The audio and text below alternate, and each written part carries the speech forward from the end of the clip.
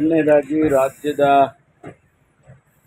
ಜನತೆಗೆ ಹೊಸ ವರ್ಷದ ಶುಭಕಾಮನೆಗಳನ್ನು ಸಲ್ಲಿಸೋದಕ್ಕೆ ಬಯಸ್ತೇನೆ. ಸರ್ಕಾರದ ಪರವಾಗಿ ಮತ್ತು ವೈಯಕ್ತಿಕವಾಗಿ ನನ್ನ ಪರವಾಗಿ ಹೊಸ ವರ್ಷ ಎಲ್ಲರಿಗೂ ಕೂಡ ಹರ್ಷ ತರಲಿ, ಅವರವರ ಜೀವನದಲ್ಲಿ ಶಾಂತಿ, ನೆಮ್ಮದಿ, ಸುಖ ಇವೆಲ್ಲವೂ ಕೂಡ ಸಿಗುವಂತೆ ಆಗಲಿ ಅಂತೇಳಿ ಭಗವಂತನಲ್ಲಿ ಹಾರೈಸ್ತೇನೆ.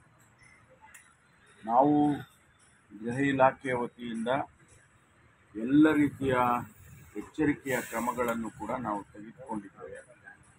ಯಾವುದೂ ಅಹಿತಕರ ಘಟನೆ ಆಗಬಾರದು ಅನ್ನೋದೇ ನಮ್ಮೆಲ್ಲರ ಉದ್ದೇಶ. ಬೆಂಗಳೂರು ಪಟ್ಟಣದಲ್ಲಿ ಪ್ರತಿ ವರ್ಷ ಸುಮಾರು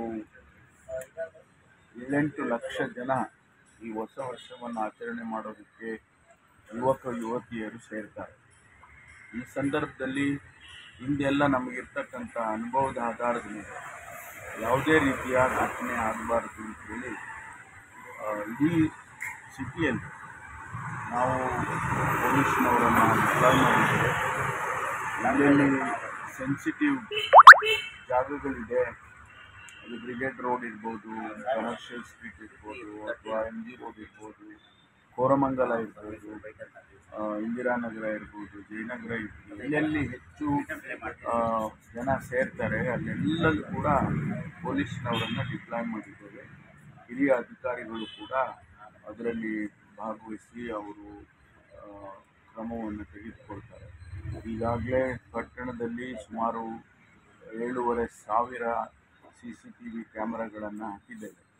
ಅದರ ಜೊತೆಗೆ ಈ ಹಾಟ್ಸ್ಪಾಟ್ಸ್ ಅಂತ ಏನು ಕರಿತೀವಿ ಅಲ್ಲೆಲ್ಲ ಟೆಂಪರರಿಯಾಗಿ ಕ್ಯಾಮ್ರಾಗಳನ್ನು ಕೂಡ ಅಳವಡಿಸಿದ್ದಾರೆ. ಯಾವುದೇ ಘಟನೆ ಆದರೂ ಕೂಡ ಅದು ನಮಗೆ ಗೊತ್ತಾಗ್ತಿದೆ. ಜನ ಕೂಡ ಪೊಲೀಸ್ನವರು ಬಹಳಷ್ಟು ಜನ ಪ್ಲೈನ್ ಕ್ಲೋತ್ಸಲ್ಲಿ ಇರ್ತಾರೆ.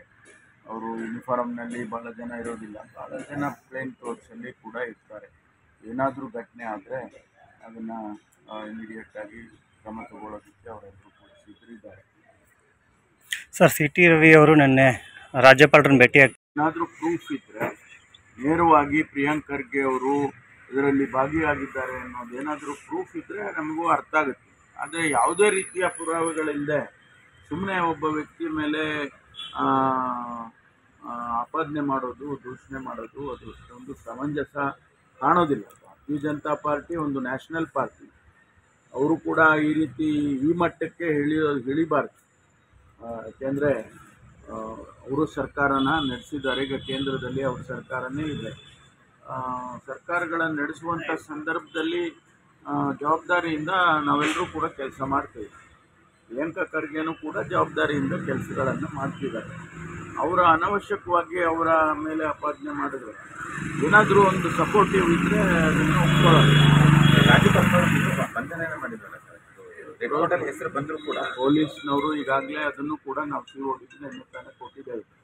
ಯಾಕೆಂದರೆ ಇದು ಸುಮ್ಮನೆ ಅನವಶ್ಯಕವಾದಂಥ ಆಪಾದನೆಗಳನ್ನು ಮಾಡೋದು ಸರಿ ಕಾಣಿಸಲ್ಲ. COD ಎನ್ಕ್ವೈರಿ ಆಗಿ ಅದರಲ್ಲಿ ಗೊತ್ತಾಗುತ್ತಲ್ಲ, ನಿಜಾಂಶ ಗೊತ್ತಾಗುತ್ತೆ.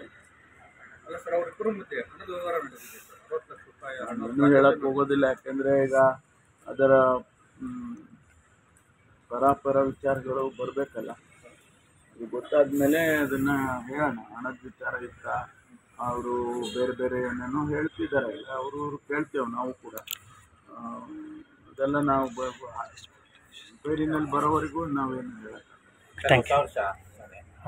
ಯಾವ ರೀತಿ ನೋಡಿ, ಅನೇಕ ವಿಚಾರಗಳನ್ನು ಪ್ರಿಯಾಂಕ ಖರ್ಗೆ ಅವರು ಭಾರತೀಯ ಜನತಾ ಪಾರ್ಟಿಯ ವಿರುದ್ಧವಾಗಿ, ಜನತಾ ದಳದ ವಿರುದ್ಧವಾಗಿ ಅವರು ಅವರ ತಪ್ಪು ನೆಪ್ಪುಗಳನ್ನು ಅನೇಕ ಸಂದರ್ಭದಲ್ಲಿ ಸಾರ್ವಜನಿಕವಾಗಿ ಹೇಳಿದ್ದಾರೆ. ಸದನದಲ್ಲೂ ಹೇಳಿದ್ದಾರೆ, ಸದನದ ಹೊರಗೇನೂ ಹೇಳಿದ್ದಾರೆ. ಅದು ಸ್ವಾಭಾವಿಕವಾಗಿ BJPಯವರಿಗೆ, ಜನತಾ ದಳದವರಿಗೆ ಅದು ಇರಿಸೋದಿಲ್ಲ. ಹಾಗಾಗಿ ಅವ್ರ ಮೇಲೆ ಒಂದು ರೀತಿಯಲ್ಲಿ ಟಾರ್ಗೆಟ್ ಮಾಡ್ತಿದ್ದಾರೆ ಅಂತ ನನಗೂ ಕೂಡ ಅನಿಸುತ್ತೆ. ಪ್ರಿಯಾಂಕ ಖರ್ಗೆ ರಾಜೀನಾಮೆ ನೀಡಬೇಕು.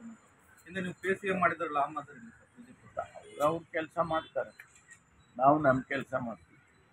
ವಿಸಿಟ್ ಏನಾದ್ರು ಹೋಗ್ತೀರಾ ಸರ್? ರಾತ್ರಿ ಏನಾದರೂ ವಿಸಿಟ್ ಹೋಗ್ತೀರಾ? ಹೇಳ್ಬಿಟ್ಟು ಹೋಗ್ಬಾರ್ದು. ಡ್ರಗ್ಸ್ ಮುಕ್ತ ಮಾಡಬೇಕು ಅಂತ ಹೇಳಿ ಬಂದಿದೆ. ಅಂಥ ಸಂದರ್ಭದಲ್ಲಿ ಕೆಲವು ಜಿಲ್ಲೆಗಳಲ್ಲಿ ಈಗಾಗಲೇ ಆ ಪ್ರಯತ್ನ ನಡೆದಿದೆ. ಝೀರೋ ಡ್ರಗ್ಸ್ ಅನ್ನೋ ಒಂದು ಕಾನ್ಸೆಪ್ಟ್ನಲ್ಲಿ ಕೆಲಸ ಮಾಡ್ತಿದ್ದಾರೆ.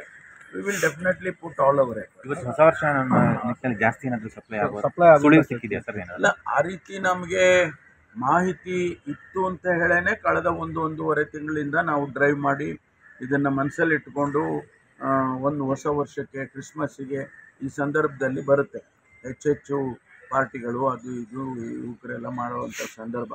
ಆ ಟೈಮ್ನಲ್ಲಿ ಜಾಸ್ತಿ ಸಪ್ಲೈ ಆಗುತ್ತೆ ಅಂತೇಳಿ ನಾವು ಮಾಹಿತಿ ತೊಗೊಂಡು ಈಗಾಗಲೇ 1.5 ತಿಂಗಳಿಂದ ಕಂಟ್ರೋಲ್ನಲ್ಲಿ ಇಟ್ಟಿದ್ದೇವೆ.